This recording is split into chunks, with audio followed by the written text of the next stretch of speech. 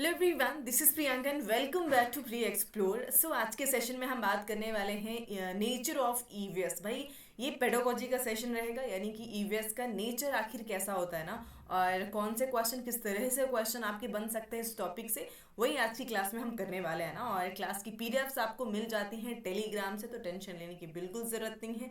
यहाँ पे आपको सिर्फ क्वेश्चन को प्रैक्टिस करने पे ध्यान देना है, ठीक है। और क्वेश्चंस आपके प्रीवियस ईयर वाले ही हैं, तो भाई बहुत ज़्यादा ध्यान से करने वाला है क्वेश्चंस को। और मैं आपको ये भी बता दूं कि भाई अभी हम ये कोशिश करेंगे, देखिए सीडीपी का कोर्स जो है ना हमने कंप्लीट कर लिया है, ठीक है। पीडीएफ्स भी आपको मिल चुकी हैं, तो एक बारी हमारा कोर्स कंप्लीटली पूरा हो चुका है, पूरी तरीके से हमने कंप्लीट कर लिया है सीडीपी, ठीक है। और अभी हमें क्या करना है कि हम दो दो दिन करके आपको सीडीपी का रिवीजन क्लासेस देने वाले हैं। 2 दिन आपको सीडीपी का रिवीजन क्लास मिलेगा, ठीक है, सीडीपी का मिलेगा। और 2 डेज आपको मिलने वाला है। लाइक इसी तरीके से करके हम आपको ईवीएस के क्वेश्चंस टॉपिक वाइज देंगे, ठीक है। जो आपके 6 थीम्स हैं उन पे बेस्ड टॉपिक वाइज क्वेश्चंस मैं आपको जो प्रीवियस ईयर में आए हुए हैं वो प्रोवाइड करूंगी, ठीक है। और साथ में हिंदी, और साथ में भाई हिंदी पेडागोजी से जो 15 क्वेश्चन होते हैं ना, वो आपको 2-2 दिन में इस तरीके से प्रोवाइड करा दूंगी मैं, ठीक है। तो ये कुछ हमारा तरीका रहने वाला है। इन लास्ट 30 डेज में इस तरह से हम प्रिपरेशन करेंगे। फर्स्ट टाइम है तो चैनल को सब्सक्राइब जरूर कर लीजिएगा, बिकॉज यहाँ से आपको कितना कुछ मिलने वाला है। और आपके लास्ट 30 डेज है ना, इन्हीं 30 दिनों में आप कितने बेहतर तरीके से है ना पढ़ाई करते हैं, ये आपके आगे के भविष्य को डिसाइड करने वाला है ना। तो चलिए भाई शुरू करेंगे क्लास को, है ना। और पहला क्वेश्चन हमारा क्या है कि निम्नलिखित में से कौन सा कथन, कौन सा स्टेटमेंट जो कि ईवीएस के बारे में सत्य नहीं है। भाई इन नहीं वाले क्वेश्चंस को थोड़ा सा ज़्यादा ध्यान से देखने की ज़रूरत है। निगेटिव पूछा गया है, तो भाई देखते हैं पहला ऑप्शन क्या है कि ईवीएस विवरण और परिभाषाओं पर जोर देता है, यानी कि इनका कहना है कि ज़्यादा से ज़्यादा डिस्क्राइब करें और डेफिनेशंस रटा दीजिए बच्चों को। तो भाई ऐसा कोई पर्पस नहीं होता है ईवीएस का, ठीक है, कि जहाँ पे आप बच्चों को रटाफिकेशन के लिए प्रमोट करें ना। तो पहला ही गलत हो जाएगा और निगेटिव ही पूछा गया था ना।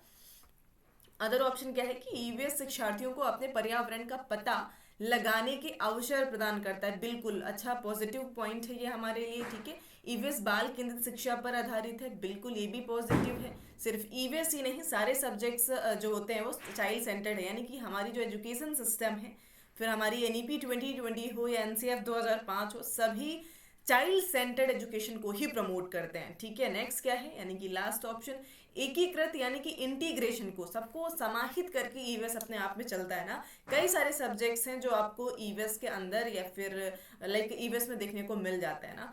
तो यहाँ पे भाई ऑप्शन नंबर पहला गलत था और वही आंसर हो जाएगा हमारा। नेक्स्ट क्वेश्चन क्या है कि पर्यावरण अध्ययन, यानी कि ईवीएस में पर्यावरण शब्द में निम्नलिखित में से कौन से पहलू शामिल हो जाएंगे। भाई कौन कौन से 4 ऑप्शन हैं जो कि ईवीएस में आप इंक्लूड करके चल सकते हो। पहला है आपका जैव भौतिक पर्यावरण, ठीक है, यानी कि बायोफिजिकल एनवायरनमेंट, जो हमारे आसपास का भौतिक वातावरण है, हमारा एनवायरनमेंट है, हमारे पेड़ पौधे जानवर ना, इन चीज़ों को। मानव निर्मित पर्यावरण जो इंसान ने बनाया है, क्या वो भी हम ईवीएस में ले सकते हैं क्या? तो बिल्कुल भाई। सामाजिक सांस्कृतिक पर्यावरण, जो हमारा समाज है, सोशल है, हमारा कल्चर है, क्या उसे भी हम पर्यावरण में ही लेते हैं क्या? तो बिल्कुल सही बात है भाई। और हमारा प्राकृतिक पर्यावरण ना, नेचुरल एनवायरनमेंट, जो हमारे एक तरीके से आप भौतिक जैव भौतिक पर्यावरण से ही उसको रिलेट कर सकते हो ना। तो भाई चारों ही ऑप्शन आपके ईवीएस में इंक्लूड होते हैं, और ऑप्शन नंबर थर्ड हमें नजर आ रहा है जहाँ पे चारों ऑप्शन प्रेजेंट है, ठीक है। तो ये ऑप्शन आपका बेहतर हो जाएगा। सो नेक्स्ट क्या कहते हैं कि शिक्षा में ईवीएस के दायरे, भाई एजुकेशन के फील्ड में जो ईवीएस के दायरे हैं, दायरे की एक परिभाषित विशेषता क्या हो जाएगी। तो देखते हैं भाई ऑप्शंस। केवल, भाई मैंने आपको एक टैग वर्ड वाली वीडियो दी थी जहां पे केवल शब्द को बताया था, देखते ही कट कर दोगे। ये निगेटिव वर्ड होता है, जहां भी केवल दिखेगा वो आपके आंसर को लिमिट कर देता है, ठीक है। ये तो आंसर ही नहीं होना, और आगे इसमें टाइम भी वेस्ट नहीं करेंगे पढ़ने में।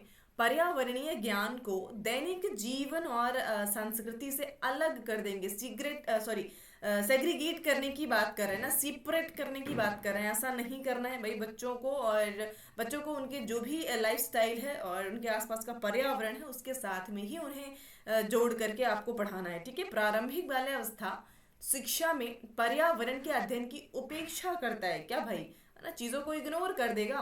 बिल्कुल नहीं, ऐसा तो कुछ नहीं करता है। तो भाई ऑप्शन लास्ट ही बचता है हमारे पास, ठीक है। एक अंतः विषय दृष्टिकोण को अपनाना जो प्रकृति समाज संस्कृति के बीच संबंधों का पता लगाता है। ऑप्शन नंबर 4 बिल्कुल सही हो जाएगा ना। तीनों ही शुरुआत के जो थे ये अपने आप में निगेटिव थे, है ना। और आते हैं नेक्स्ट पे, और ऐसे क्वेश्चन अभी बहुत पूछे जाते हैं ना, हर सेक्शन में आते हैं कथन वाले। सो यहाँ पे दो कथन दिए गए। पहला कथन है कि कक्षा 3 और 5 तक के लिए ईवीएस पाठ्यक्रम 6 मुख्य विषयों के इर्द गिर्द व्यवस्थित है क्या?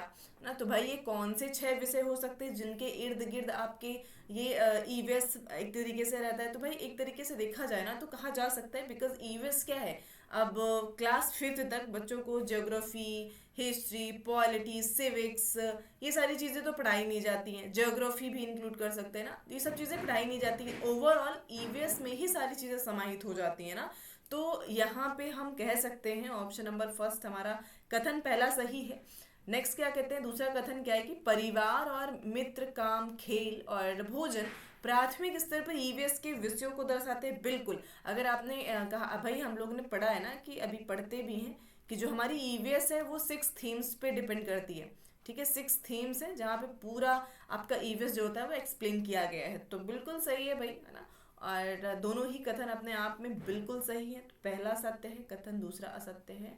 नहीं, ये नहीं हो जाएगा, ये भी नहीं है। तो दोनों कथन सत्य हैं, ठीक है। बिल्कुल ऑप्शन नंबर 3 की तरफ चलेंगे, ठीक है। सो मूव करते हैं नेक्स्ट क्वेश्चन पे ना। तो नेक्स्ट क्या है कि विद्यार्थियों को विभिन्न परिस्थितियों जैसे कि धूप, छाया, अंधेरे में पौधों की वृद्धि का निरीक्षण करने और प्रतिदिन निरीक्षण करना है बच्चों को, ठीक है। और प्रतिदिन पौधों की ऊंचाई रिकॉर्ड करने के लिए कहा जाता है। तो इस गतिविधि के माध्यम से कौन से कौशल और प्रक्रियाएं विकसित की जाती हैं बच्चों में? क्या उन्हें हम प्रश्न पूछने, प्रयोग करने, पर्यावरण के प्रति संवेदनशील बना रहे होते हैं, या फिर कह सकते हैं कि परिकल्पना करने, अनुमान लगाने और अभिव्यक्ति के लिए तैयार कर रहे होते हैं, या फिर पूर्वानुमान? भाई पूर्वानुमान की तो कोई ज़रूरत है नहीं यहाँ पे, ठीक है। पूर्व अनुमान की कोई ज़रूरत नहीं है, परिकल्पना भी नहीं करना है बच्चों को किसी भी तरीके का। बच्चों को देखना है, ऑब्जर्व करना है। तो ये दो ऑप्शन तो हमारे गलत हो जाते हैं, ठीक है। और जहाँ पे भाई ये चीज़ें करने के लिए टीचर कह रहा है ना, मतलब टीचर कहीं ना कहीं चाहता है कि बच्चा चीज़ों को देखे, ऑब्जर्व करे, अपने पर्यावरण के साथ जुड़े और उसके प्रति थोड़ा सा एक सेंसिटिविटी जो है ना उसके अंदर डेवलप हो। तो पहले ये ऑप्शन हमें नज़र आ रहा है और फर्स्ट की तरफ हम चल सकते हैं, ठीक है। तो पहला ऑप्शन हमारा बेहतर हो जाएगा।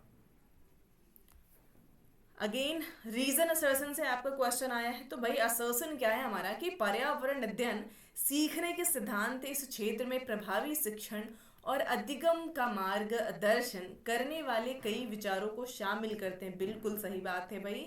और कारण क्या कहते हैं कि भाई पर्यावरण के माध्यम से सीखने का सिद्धांत सीखने के साधन के रूप में पर्यावरण और उसके विभिन्न घटकों का उपयोग करने का एक तरीके से ये अर्थ हो जाता है ना। तो भाई अगर हम ईवीएस की बात करते हैं ना, तो ईवीएस में बिल्कुल वो सारी चीज़ें होती हैं इंक्लूड जो कि हमारे आसपास के पर्यावरण की चीज़ें होती है ना। तो उनको हम सीखने के लिए कहीं ना कहीं एज अ टूल इस्तेमाल करते हैं और फिर पर्यावरण को सीखते हैं ना। लाइक हमारे नेचर में है क्या, किस तरह से। तो भाई दोनों ही ऑप्शन आपके बेहतर हो जाएंगे और एक्सप्लेन भी कर रहा है, तो फर्स्ट की तरफ चलेंगे।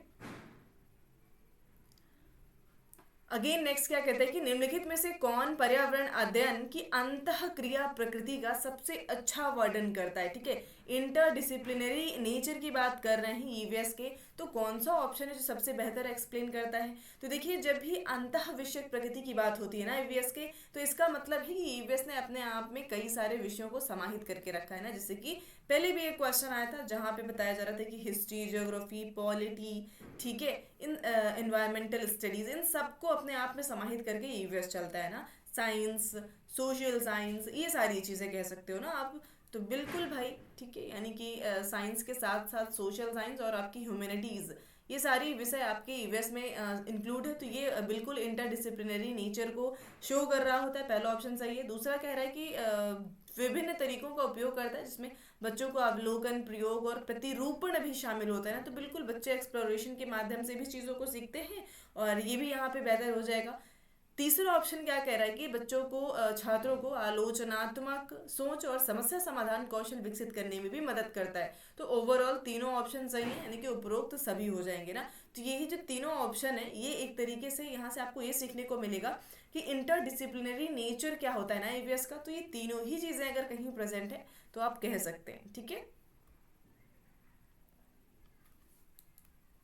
अगेन कथन और तर्क से आ गया है भाई। तो ईवीएस का मुख्य उद्देश्य, जैसे कि एनसीएफ 2005 में बताया गया है हमारे, कि छात्रों को वास्तविक प्राकृतिक और सामाजिक जीवन की दुनिया जिसमें वे रहते हैं को उजागर कराता है। क्या बिल्कुल भाई, बच्चे जहाँ रह रहे होते हैं ना उसी चीज़ को तो सीखते हैं, उसी को जानते हैं और बेहतर तरीके से समझते हैं, ठीक है। यही तो ईवीएस करता है हमारा। और तर्क क्या दे रहे हैं कि ईवीएस का शिक्षण अधिगम प्राथमिक स्तर के बच्चों के लिए केवल एक अध्ययन क्षेत्र नहीं है भाई। सिर्फ पढ़ाना ही, रट्टाफिकेशन कराना ही उद्देश्य नहीं होता है भाई, ठीक है, बल्कि पर्यावरण के अनुकूल दृष्टिकोण, मूल्यों, आदतों और व्यवहारों को विकसित करने के लिए एक प्रशिक्षण मैदान होता है। यानी कि बच्चों को हम अपने नेचर के प्रति सेंसिटिव भी बना रहे होते हैं। सिर्फ उनको लाइक इस तरीके से कह देते हैं ना कि पुस्तकीय ज्ञान नहीं देना है उन्हें, सिर्फ वही नहीं चीज़ें समझानी है उन्हें,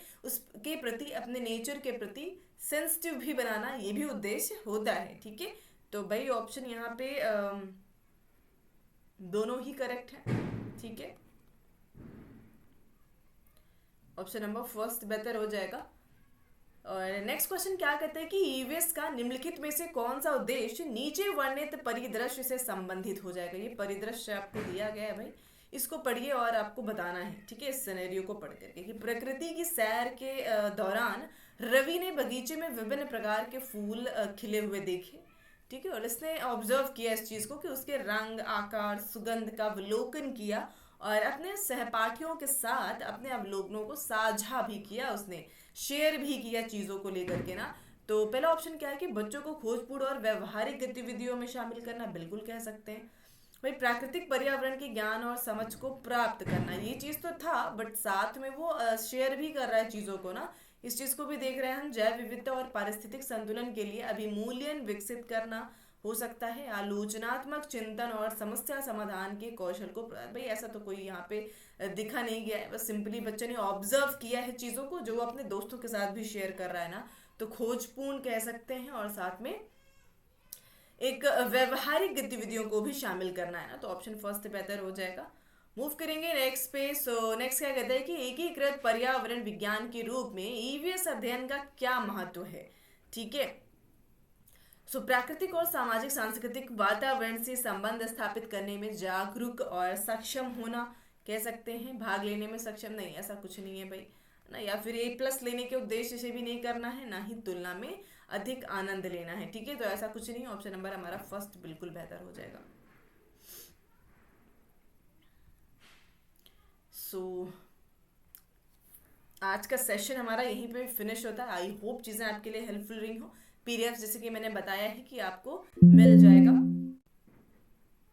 टेलीग्राम से, ठीक है। सो आज के लिए इतना ही रखते हैं। Thank you so much.